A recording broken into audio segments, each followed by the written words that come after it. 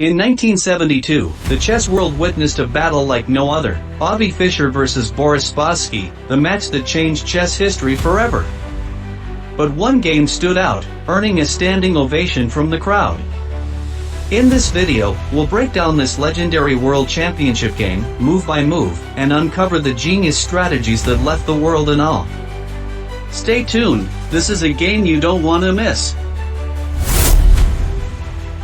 On his road to the World Championship, Fischer was the first non-Soviet player to qualify for the Candidates Tournament. In the Candidates Tournament, Fischer whitewashed GM Taimanov in quarterfinal and GM Larsen in semifinal with 6-0 scores each. In the Candidates final, he beat GM Petrosian also with a big 6.5 versus 2.5 margin. This winning streak is considered one of the greatest in chess history. So he rightfully earned his World Championship challenger spot versus defending world champion Boris Spassky in 1972. After 5 games the score was 2.5 each and the match was nicely poised. In the 6th game, Fischer with white pieces opens pawn to c4, going for the English opening. After e6, knight f3, d5, d4. The game transposes to Queen's Gambit declined opening, which Fischer was playing for the first time in his career. Both players continue their development with knight f6, knight c3, bishop e7, bishop g5, castle, e3, h6, bishop h4, b6. Spassky goes for his favorite Tartakower variation, in which he hasn't lost any game so far. C takes d5, knight takes d5. Bishop takes e7, queen takes e7. Knight takes d5, e takes d5. Rook c1, bishop e6. Queen a4, c5. Spassky gains some space but with potential pawn weaknesses. Queen a3. Fischer puts pressure on the c5 pawn. Rook c8. Spassky adds another defender to c5 pawn. Fischer plays an excellent move bishop b5, making Spassky difficult to develop his knight. Spassky plays s6, attacking the bishop. But he cannot really capture as the pawn is pinned. So, Fischer plays d takes c5. After b takes c5, castle. Queen b7. Would have been better for Spassky as it unpins the c5 pawn, threatens b5 bishop and prevents Fischer's subsequent ideas. However, Spassky goes for rook s7. Now a 6 pawn is unpinned and can capture bishop. So, Fischer goes bishop e2. Spassky develops knight to d7. We have knight d4 by Fischer, an excellent move. Please note that Spassky cannot capture the knight, as the c5 pawn is pinned to the rook. So Spassky goes queen f8, guarding the rook and threatening pawn takes knight. But this allows favorable exchange to Fischer with knight takes e6, f takes e6. e4, excellent move weakening Spassky's pawn center. Fischer is already better here, but Spassky can offer tough resistance with c4. D takes e4 is not good as it leaves Spassky with weak isolated pawns. But he goes for d4. Fischer finds another excellent move f4. Taking control of e5 square and preparing bishop c4, queen h3 to put pressure on e6. e5 is not good for Spassky, as it leads to f takes e5, queen e7, e6.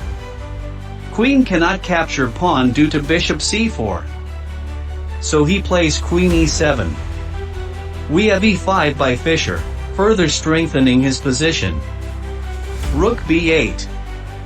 Spassky tried to create counterplay on the semi-open d-file.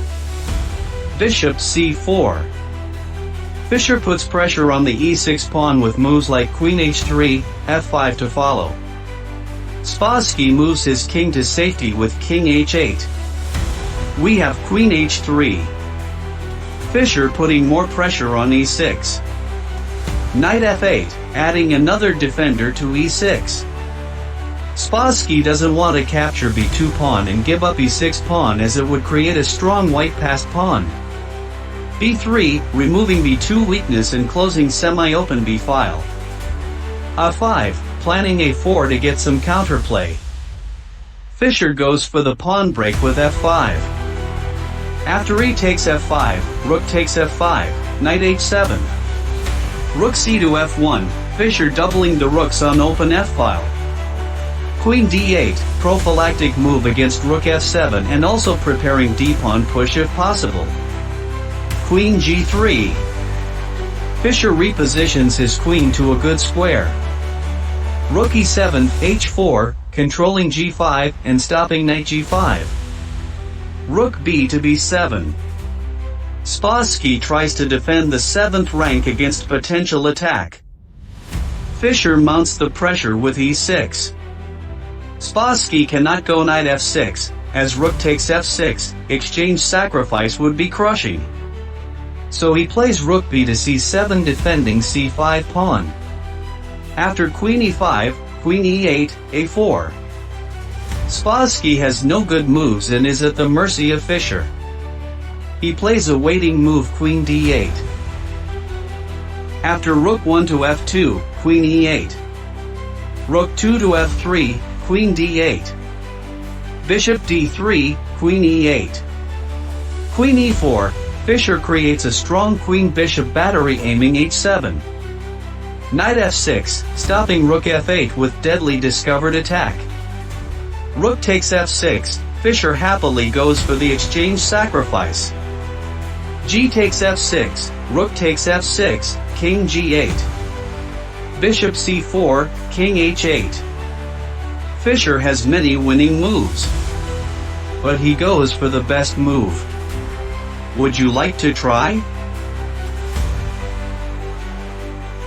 Queen f4. As rook f8 is inevitable, Spassky resigns. However, instead of a conventional handshake, Spassky applauded Fischer with standing ovation. Thousands of people also applauded along with Spassky. And that's why this game earned a standing ovation. What was your favorite moment from this masterpiece? Let us know in the comments. If you enjoyed this breakdown, smash that like button, subscribe, and hit the bell so you never miss more legendary chess content. Thanks for watching, and we'll see you in the next one.